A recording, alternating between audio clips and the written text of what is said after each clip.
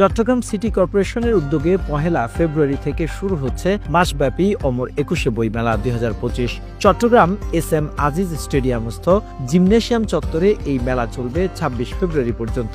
Gymnasium মাঠে সংবাদ সম্মেলন করে একথা জানান চশিক মেয়র ডাক্তার শাহাদাত হোসেন।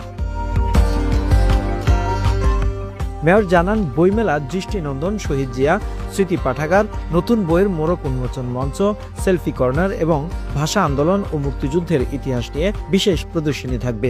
মাসব্যাপী বিভিন্ন আয়োজনের মধ্যে রয়েছে কবিতা উৎসব, লেখক সমাবেশ, রবীন্দ্র নজরুল উৎসব, মুক্তিযুদ্ধ উৎসব, শিশু উৎসব, লোক উৎসব এবং সাংস্কৃতিক অনুষ্ঠান।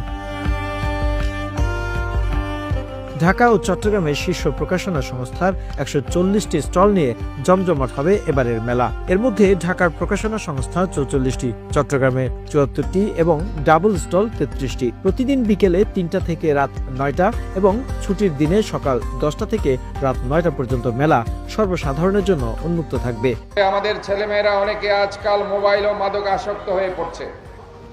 সময়, অর্থ, স্বাস্থ্য সব শেষ করে দিচ্ছে এর পিছনে।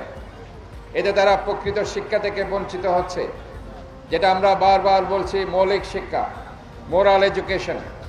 বই অন্যতম বন্ধু, যা তাদের মোবাইল ও মাদকের আসক্তি থেকে বের করে সৃজনশীল, মেধাবী প্রজন্ম হিসাবে তাদেরকে গড়ে তুলতে পারে। এক্ষেত্রে মা, বাবা, শিক্ষক, রাজনীতিবিদ, সামাজিক ব্যক্তিত্ব, সমাজের সবাইকে সচেতন হতে হবে। তাই বইমেলা আয়োজনের মধ্যে দিয়ে শিক্ষার্থীদের উদ্বুদ্ধ করা আমাদের উপর এক গুরুত্বপূর্ণ ও নৈতিক দায়িত্ব। শনিবার মেলার উদ্বোধন করবেন গৃহায়ন ও গণপূর্ত এবং শিল্প মন্ত্রণালয়ের উপদেষ্টা আদিলুর রহমান খান।